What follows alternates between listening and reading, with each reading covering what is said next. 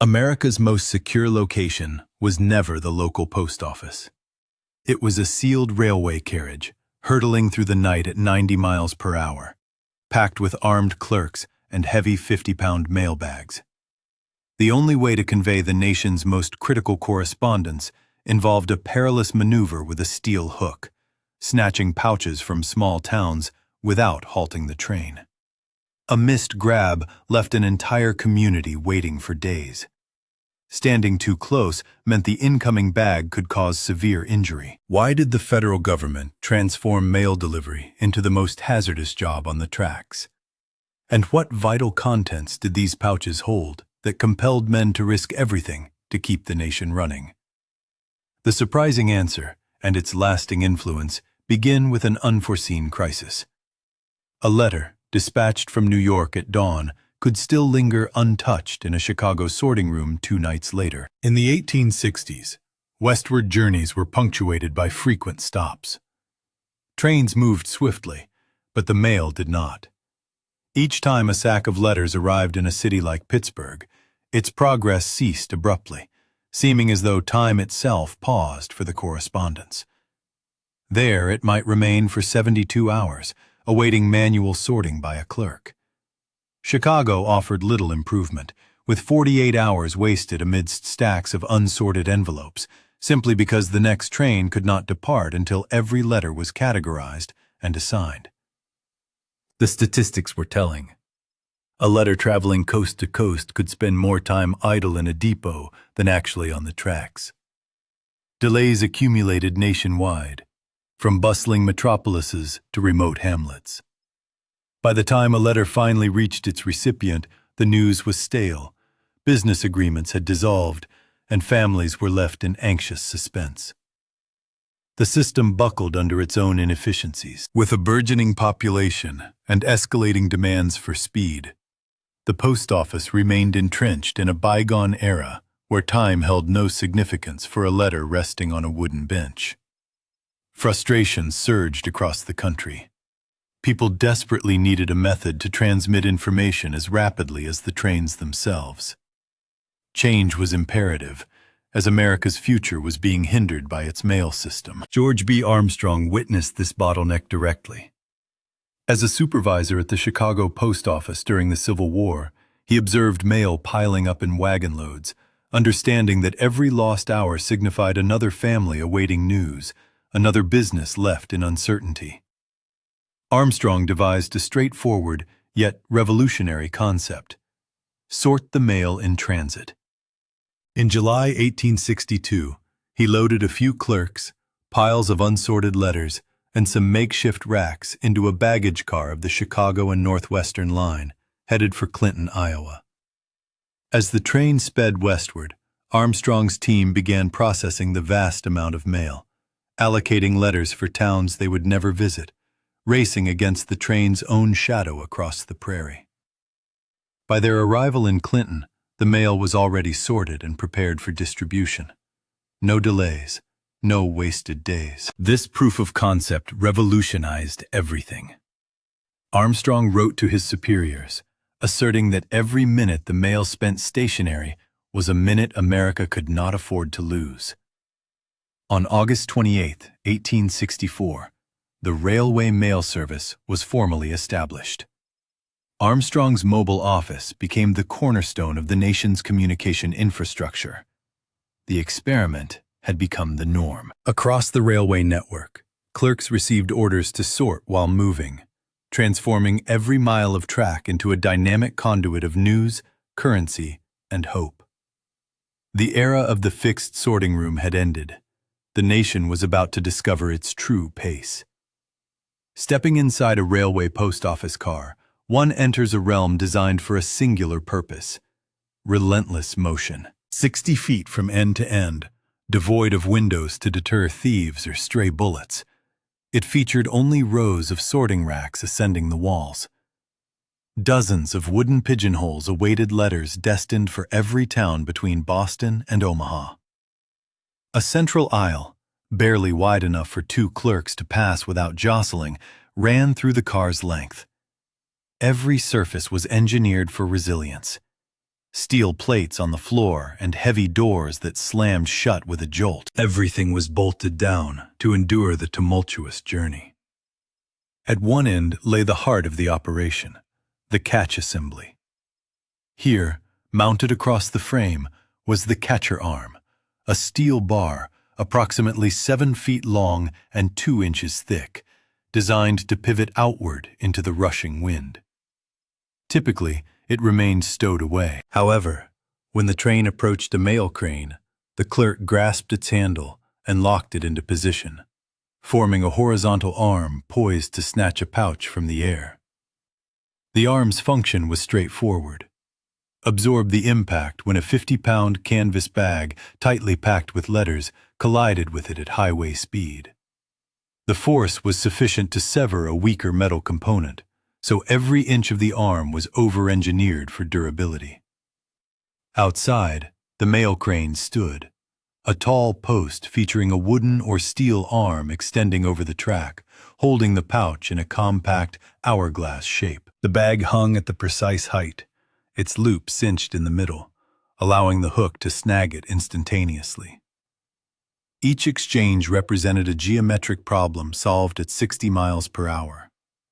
The car, the arm, the crane, the bag, all aligning for a collision lasting less than a heartbeat. Inside, clerks barely had room to duck as the bag flew in, striking the steel plates with a resonating sound throughout the car. There was no room for error, only the narrow space between the racks and the open door, the hook and the next bridge piling, the bag and the clerk's head. In this mobile office, every inch was measured in terms of risk and reward. The sheer force involved in a single mail exchange could violently shake one's bones. At 60 miles per hour, a 50-pound pouch didn't merely swing into the car, it impacted with over 8,000 joules of energy, a force equivalent to dropping that bag from a 12-story building. Accelerating to 90 miles per hour, these figures surged to over 18,000 joules. Pure kinetic violence unleashed in a fraction of a second, within a steel container barreling through the night. Railway post office clerks didn't merely work amidst this peril, they embodied it. Every catch was a gamble, with the laws of physics dictating the odds. The steel catcher arm had to be sturdy enough to withstand impact after impact, run after run, year after year. If the arm failed, the bag could tear straight through the car, or worse, strike a nearby person. There was no leeway for hesitation. The instant the train aligned with the crane, everything had to be flawless. The speed, the angle, the timing of the arm. A missed second meant an entire town's mail vanished into the wilderness. Raising the arm too soon could result in a telegraph pole shearing it off like a twig. Too late, and the bag sailed past untouched, leaving only the reverberation of a lost opportunity. Mail was not merely cargo, it was the nation's lifeblood. Swift mail trains, such as the 20th Century Limited, dominated the rails, speeding through the night with priority over all other traffic. Even the most opulent passenger trains yielded when the mail passed. For the post office, swiftness was paramount. The clerks within those cars were not just transporting envelopes. They were entrusted with gold, cash, and confidential information, all contingent on a collision lasting less than a second. On the main line, the mail waited for no one. Night runs on the railway. Post office demanded more than keen eyesight. They required an intuitive sixth sense. When the external world dissolved into darkness or fog, the clerks relied solely on sound for guidance. No headlights could penetrate the blackness beyond the open door. The clerk stood poised, boots braced on steel, wind roaring in his ears, cinders stinging his face. He listened, counting the cadence of the wheels as they pounded over rail joints, each click drawing the train nearer to the unseen crane. Some routes featured a bridge just before the catch, its echo providing a split-second warning. Others depended on the specific pitch of the whistle, a code for the upcoming town.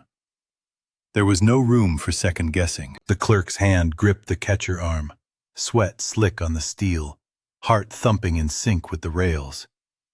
He couldn't see the mail crane, but he comprehended. 3 clicks after the crossing, or when the whistle descended to a low moan, it was time. He kicked the outgoing pouch into the night, snapped the arm into position, and braced for impact. In the darkness, the incoming bag was merely a shadow, but the moment of contact was unmistakable. A sudden, violent thud as 50 pounds of mail slammed into the arm, the entire car trembling from the force. The bag slid across the floor, scattering grit and dust. In that instant, a momentary lapse meant an empty town or a broken neck. Oral histories recount clerks who could execute a blind catch without ever looking.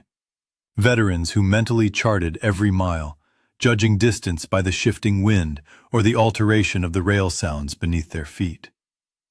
Every sense was finely tuned to the task, every nerve taut. The stakes involved more than just letters. They encompassed lives, livelihoods, the very pulse of a nation moving at 90 miles per hour.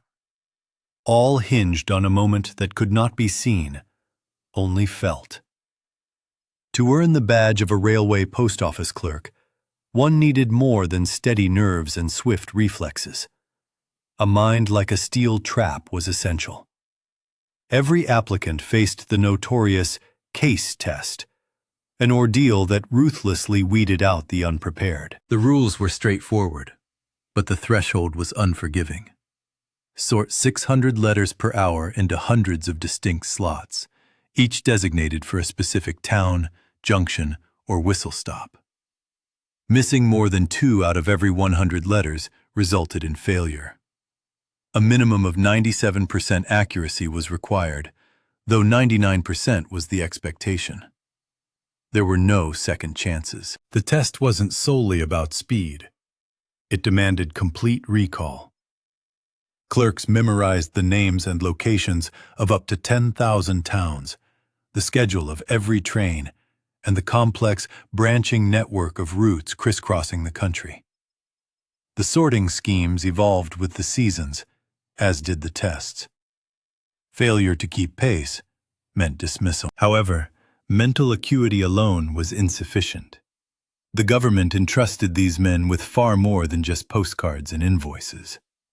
Within each railway post office carriage was a considerable fortune in registered mail, brimming with gold, cash, and precious jewels. Following World War I, a surge in robberies led to a decisive measure. Every clerk received a loaded .38 special revolver, ready for immediate use. This protocol was standard, detailed in manuals, and enforced through regular inspections. The revolver rested on the clerk's belt, alongside their mail keys. While some never needed to draw their weapon, others confronted thieves in the darkness, acutely aware that assistance was hours away and unlikely to arrive in time. The badge, the revolver, and the rigorous case test formed a sacred triad, embodying intellect, duty, and the deterrent of force, all coexisting in a vehicle that never ceased its motion. To pass the examination and be authorized to carry the firearm signified entry into an exclusive fraternity, one that demanded flawless execution and swiftly penalized any missteps. Railway post office clerks occupied a car positioned directly behind the locomotive, an enclosure that served both as a moving target and a magnet for calamity.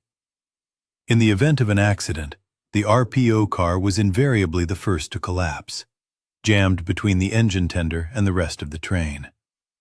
Its wooden walls would shatter like kindling under the immense pressure of tons of steel. Official reports from the Interstate Commerce Commission often resembled casualty lists, detailing mangled metal, demolished racks, and clerks sifting through debris to salvage mail before attending to their own injuries. They understood the procedure. Registered pouches containing payrolls, bonds, and gold had to be retrieved from flames or floods, regardless of the personal cost. Occasionally, the only remnant was the mail crane, its pouch still dangling, while the car itself, had vanished. The danger wasn't solely from collisions. Robbery posed a constant threat. After World War I, armed criminal gangs specifically targeted express mail trains, aiming to seize vast sums of cash and valuables. Clerks kept their .38 special revolvers close, prepared to defend the mail with their lives. Some nights, gunshots pierced the darkness, bullets perforating the thin walls of the car. The position demanded unwavering courage and a dedication that transcended fear. Salvage crews forged a tight-knit brotherhood, men who repeatedly prioritized the mail over their personal safety. Every letter delivered carried a tale of struggle, peril, and resilience. Ultimately, the most perilous car on the tracks was more than just a workplace. It was an ultimate trial of character when all else crumbled. The end of this era arrived not with a cataclysm, but with innovation and a schedule change. By the 1950s, the burgeoning interstate highway system began crisscrossing the nation, ushering in the first mail trucks operated by the highway post office. These vibrant vehicles could access locations the railways never reached, and they didn't require a cadre of steely-nerved clerks to make a daring catch. Trucks were more economical, easier to reroute, and didn't vibrate violently each time a mailbag struck metal. Then came the advent of jets. The Boeing 707 reduced coast-to-coast delivery times from days to mere hours. Airmail soared over mountains and rivers overnight, making even the swiftest trains seem sluggish. By the early 1970s, the number of trains carrying mail hooks dwindled to a mere handful. The cranes that once adorned every small-town siding now stood rusting in the weeds, their iconic arms empty. On June 30th, 1977, the final railway post office run departed from New York, destined for Washington, D.C. The clerks on board processed their last letters, secured their revolvers, and sealed the dispatch door for the last time. The esteemed Brotherhood of the Hook gradually faded into history as the ultimate steel arm descended. For more than a century, the railway post office had been the lifeblood of American communication. Yet, in the end, even the swiftest hands couldn't outpace technological advancement. The specialized hook was gone, but the narratives of speed, determination, and pride endure on the rails. Today, data traverses continents in milliseconds, yet the relentless pursuit of speed persists, now in a digital format. The legacy of those dedicated clerks lives on in every overnight commitment and every package meticulously tracked in real time. Progress continues to demand bravery, precision, and trust. The next revolution in connectivity will not decelerate, nor will our intrinsic desire to bridge distances. Share your thoughts below if this narrative resonated with you.